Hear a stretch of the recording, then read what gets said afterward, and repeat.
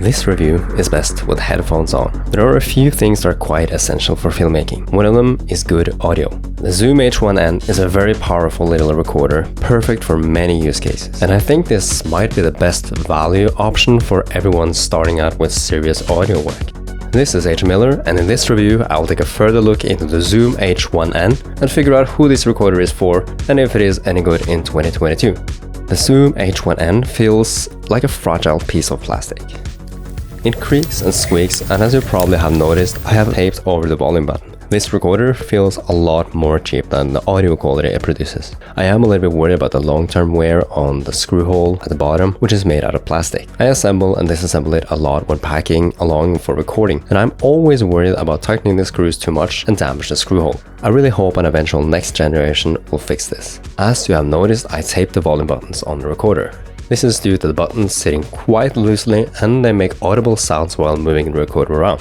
That can be a deal breaker if you're doing run and gun podcast recordings. As far as specification goes, this is a powerful recorder with excellent built-in stereo microphones. With a few modifications, this could be a very good run and gun podcast microphone, with a wonderful XY microphones capturing the surroundings in stereo and mono for the vocals for an interview, which is very good for creating the feeling for the listener to actually be there.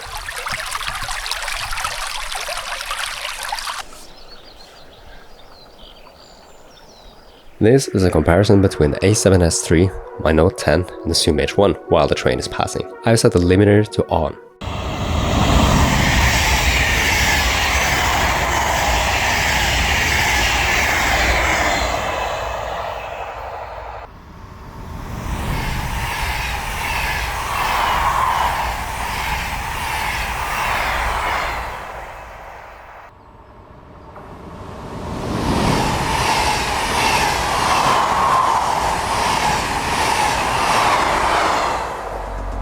It can capture 24-bit 96 kHz waveform audio, which is very nice for post-work. It records everything onto an SD card slot up to 32 GB of storage. The XY mics are covered by plastic cover.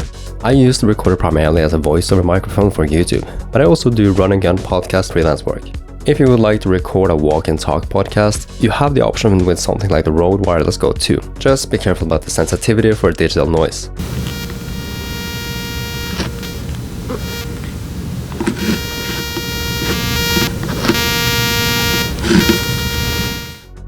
It is a little bit impractical, but in order to solve this, you need to keep the receiver far enough away from the recorder. If this is a bit too much, the Røde Wireless Go II has the option for doing internal recording as well, so you don't really need to worry about that much. But bringing the H1n with a long cable might seem a little bit overkill. But in terms of recording safety, you will have to make up your mind whether you would like to have both options enabled or not. I got a cheap table tripod from eBay a while ago. That can also convert into a hand grip, and this is essential for handheld recording as the built-in microphones picks up a lot of hand movement noise, even when holding it as still as possible. The tripod reduces the surface in direct contact with the recorder. I usually add the low cut in post as well as adding some compression to the sound, so I don't necessarily use the built-in low cut filter. With the Zoom H1 you can also get a laptop driver, and with a microphone holder, tripod or a Shockmount, you suddenly have a pretty competent podcast microphone, or a very good microphone for either streaming, video calls or other types of content creation.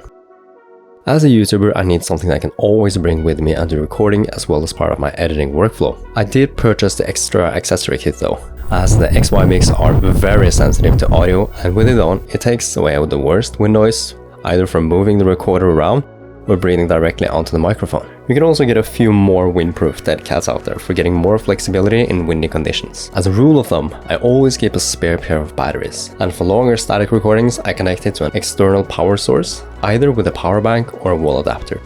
I have done record sessions stretching over several hours on the battery, but not without overlooking it. It does lose battery even though it's connected to an external power source, so be aware that you might have to, say, 7+ hours need to swap out batteries.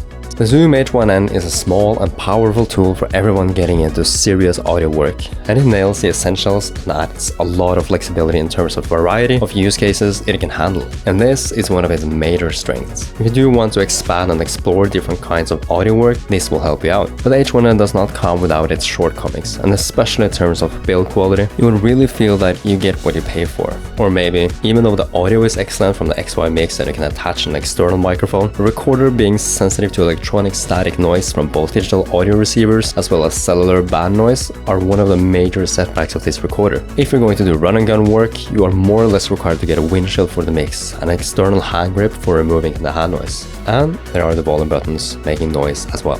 For my work, mostly consisting of voiceover, running and podcast interviews, this is not a big deal and can, at least on the short term, be dealt with. So what do you guys think? Leave a comment below, and as usual, like and subscribe if you'd like to see more.